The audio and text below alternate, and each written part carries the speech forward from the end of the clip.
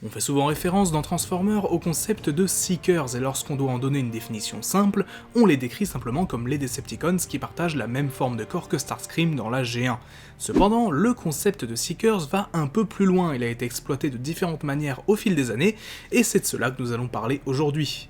Dans ce focus donc, je ne parlerai pas d'un personnage en particulier, mais plutôt d'un groupe, même de plusieurs groupes, que sont les Seekers.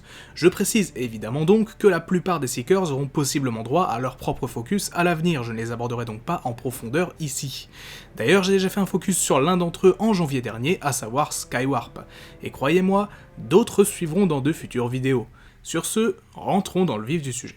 De façon générale, quand on parle de Seekers, on parle de Decepticons partageant la même forme de corps que Starscream, ou du moins la base en tout cas. Dans la G1, on compte 6 Seekers réellement entre guillemets importants, et qui ont au moins un petit rôle, à savoir les 3 Seekers originaux, Starscream, Skywarp et Thundercracker, et les 3 Conhead, Ramjet, Dirge et Trust, qui se distinguent des 3 autres Seekers, de par la forme de leur tête et quelques modifications au niveau de leurs ailes. Cependant, et vous le constaterez rapidement en regardant des épisodes de la série, on voit apparaître beaucoup de Seekers génériques qui n'ont ni nom ni personnalité, mais qui servent à garnir les rangs des Decepticons. Basés sur le corps de Starscream, ces Seekers vont et viennent, et ce dès le premier épisode. L'une des raisons à cela est qu'à l'époque, Hasbro s'était rendu compte que les Autobots étaient bien plus nombreux que les Decepticons, et il fallait donc pouvoir équilibrer les forces si besoin, ce qui arrivait donc avec l'apparition de tous ces Decepticons génériques. Au fil de la série, ils se font de plus en plus rares, mais malgré tout, certains d'entre eux sont restés dans les mémoires, car en effet, si seulement 6 Seekers sont nommés dans le dessin animé G1, au fil des ans, différentes personnes se sont repenchées sur ces Seekers génériques, allant jusqu'à leur donner des noms, une petite personnalité et quelques apparitions dans des médias tels que les comics. A l'heure actuelle, on compte pas moins de 20 Seekers nommés dans l'univers de la génération 1. Ces Decepticons très génériques semblent donc être la base des troupes de Megatron sur Cybertron, le cœur de son armée, de la simple chair à canon si on peut dire, à l'image des Vehicons par exemple. Si dans la G1 le terme de Seekers ne fait donc référence qu'à une forme de corps, on retrouve aussi bien des Seekers haut placés que des Seekers même pas nommés. Petit à petit, on a commencé à en faire un groupe plus proche disons de l'élite des Decepticons, ou en tout cas un groupe de Transformers à part. Par exemple, dans la continuité alignée, les Seekers étaient un groupe d'élite existant bien avant la guerre, ayant notamment pour mission de garder le secret de l'Énergon Noir. Dans cette continuité, comme dans quasiment toutes les autres, c'est Starscream qui est à leur tête.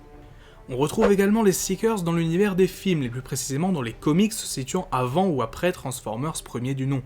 Dans ces derniers, les Seekers sont une unité d'élite Decepticons commandée par Starscream et qui compte dans ses rangs à peu de choses près les mêmes Decepticons que dans la G1, mais qui ne sont cependant jamais apparus sur grand écran, du moins avant Bumblebee. En effet, dans ce film, on aperçoit un très grand nombre de Seekers sur Cybertron, en particulier Starscream, Skywarp et visiblement Acid Storm et d'autres Seekers génériques, comparables donc à ceux de la G1. Détruisez la rampe de lancement. Ils ne doivent pas s'échapper.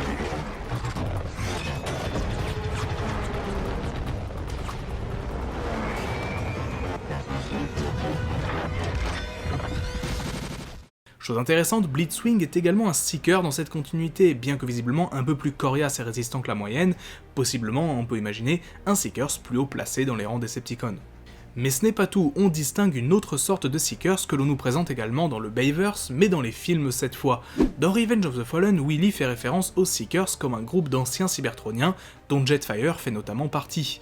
Il s'agissait de Transformers existants à l'époque de la dynastie des Primes qui avaient pour rôle de chercher des étoiles pour ces derniers, qui utilisaient leurs destructeurs de soleil pour créer de l'énergon. Après la trahison du Fallen et sa défaite, certains Seekers revinrent sur Terre pour trouver le tombeau des Primes dans les années 30. À force de recherche, ils finirent par se battre entre eux pour la moindre information et finirent finalement par tous choisir une forme véhicule pour se cacher pour longtemps. On voit certains Seekers dans les comics dérivés de Revenge of the Fallen, notamment Ranzak, et suite à la mort du Fallen, le Nest lança une opération ayant pour but de retrouver les Seekers restant sur la planète. Plus récemment, les Seekers ont retrouvé une place importante dans la série Transformers Cyberverse, où comme dans la G1, ils sont assez nombreux et servent de soldats un peu génériques.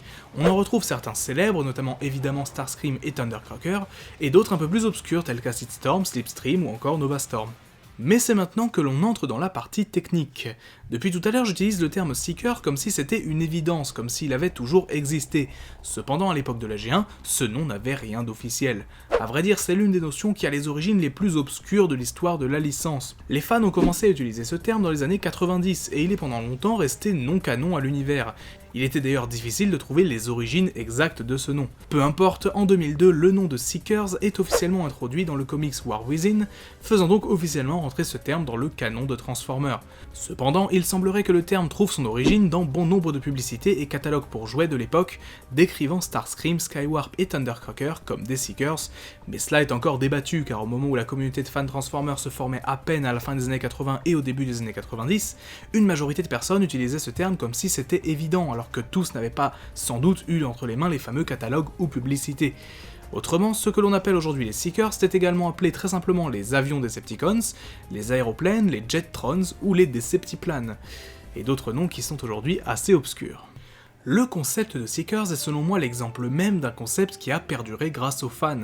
Si les fans de Transformers n'avaient pas utilisé ce terme entre eux dans les années 90, il n'aurait peut-être pas perduré dans les comics et dans les médias tels que dans les séries animées ou même les films. En tout cas aujourd'hui, on connaît tous ce terme et on sait globalement à quoi il fait référence. Mais comme pour beaucoup d'autres concepts de l'univers Transformers, vous l'avez vu dans cette vidéo, il ne faut pas toujours se fier aux apparences.